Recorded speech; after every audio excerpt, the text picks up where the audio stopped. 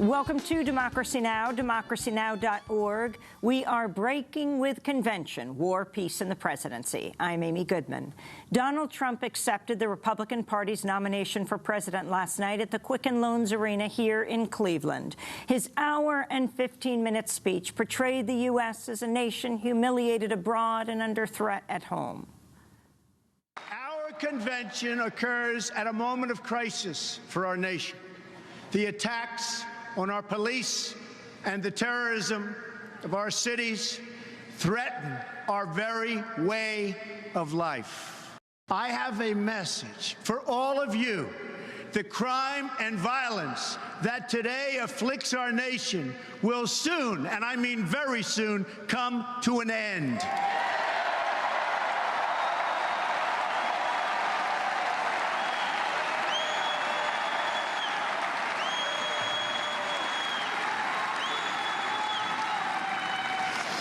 Beginning on January 20th of 2017, safety will be restored. During his speech, Donald Trump reiterated both his calls for banning immigration from countries that have had recent terrorist attacks and for building a wall on the U.S.-Mexico border. We must immediately suspend immigration from any nation that has been compromised by terrorism until such time as proven vetting mechanisms have been put in place. We don't want them in our country.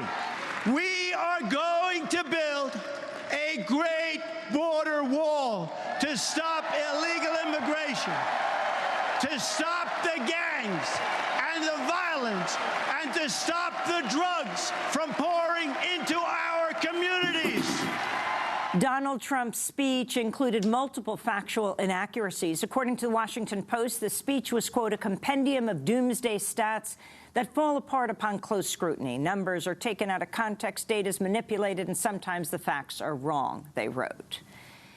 Many criticized Trump's speech, saying it had undertones of fear-mongering and demagoguery. In a piece entitled, "Donald Trump, the Candidate of the Apocalypse," the Washington Post editorial board said Trump's speech embodied a wishful, demagogic brand, writing, quote, "Mr. Trump took real challenges and recast them in terms that were not only exaggerated but also apocalyptic." Co-founder of Black Lives Matter, Alicia Garza, tweeted, quote, "I don't know what I'm watching right now, but I imagine this is the kind of speech Hitler would make. Hashtag freedom now," unquote. But Trump's speech did receive praise from former head of the Ku Klux Klan, David Duke, who tweeted, quote, "Great Trump speech, America first, stop wars, defeat the corrupt elites, protect our borders, fair trade, couldn't have said it better," unquote. In February, Trump refused to disavow David Duke's support or the support of other white supremacists during an interview with CNN's Jake Tapper. Trump later did disavow Duke's support.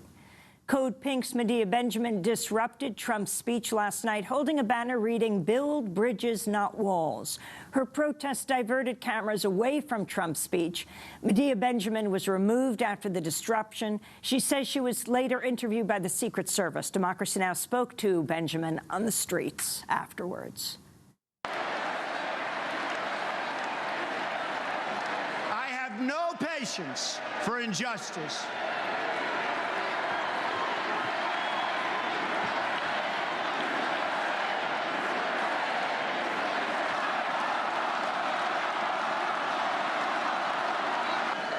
Great are our police, and how great is Cleveland?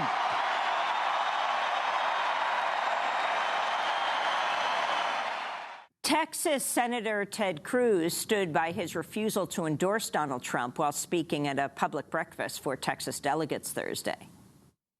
When I addressed the convention because Donald Trump asked me to. And when Donald asked me to, he didn't ask me to endorse. And indeed, 3 days ago, I talked on the phone with him and told him I'm not going to endorse you. I'll just give you this response. I am not in the habit of supporting people who attack my wife and attack my father. Instead of endorsing Trump in his speech Wednesday night, Cruz instead said, quote, "Vote your conscience," which prompted boos from the crowd. Ohio Governor John Kasich has also spoken about why he has not set foot inside the Quicken Loans Arena this week, even though he's been all over Cleveland. Governor Kasich said, quote, "I can tell you when you stand on principle, sometimes you stand alone," unquote. This comes after the New York Times reported Donald Trump actually wanted Kasich to be his running mate and that Kasich declined. According to the Times, Donald Trump's son, Donald Jr., called Kasich's advisor, asking if the governor wanted to be, quote, "the most powerful vice president in history," unquote, promising Kasich would be in charge of both domestic and foreign policy. Donald Jr. reportedly said his father's role as president would be simply making America great again. Trump's campaign disputes this account and denies it wanted to pick Kasich over Indiana Governor Mike Pence. Meanwhile, old video footage of Mike Pence resurfaced Thursday of Pence testifying on the floor of the House of Representatives in 2004 that weapons of mass destruction had been found in Iraq.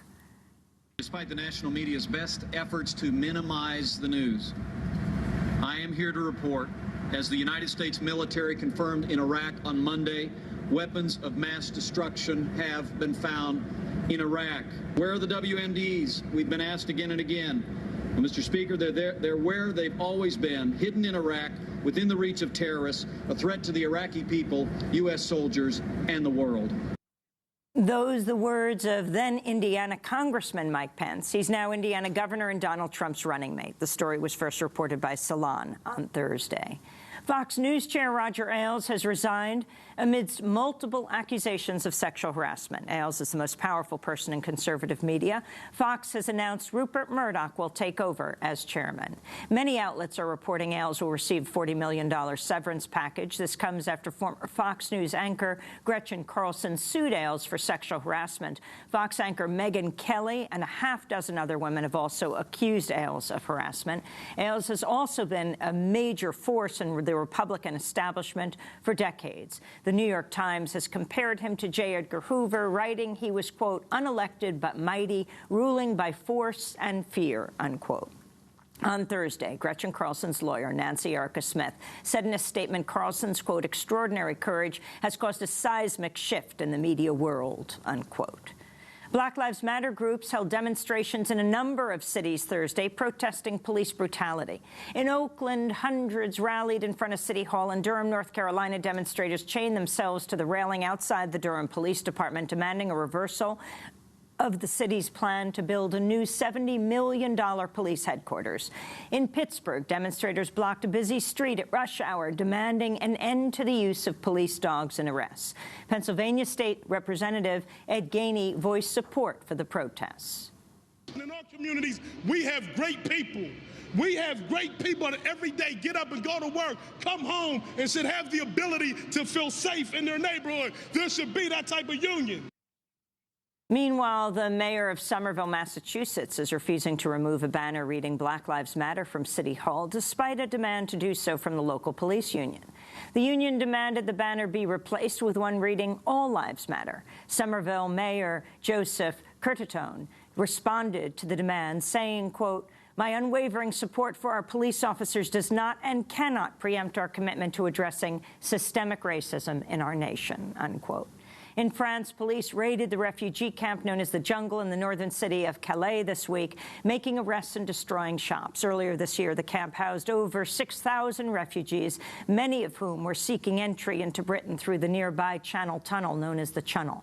Between March and May, police destroyed buildings in the camp, evicted about half the residents. The Calais city government says it will soon announce plans to evict the rest of the camp. This comes as the International Organization for Migration is warning this year, 2016, may become the deadliest year yet for people fleeing into Europe from Africa. The organization says 2,800 people have drowned attempting the crossing so far this year, 1,000 more than at this time last year.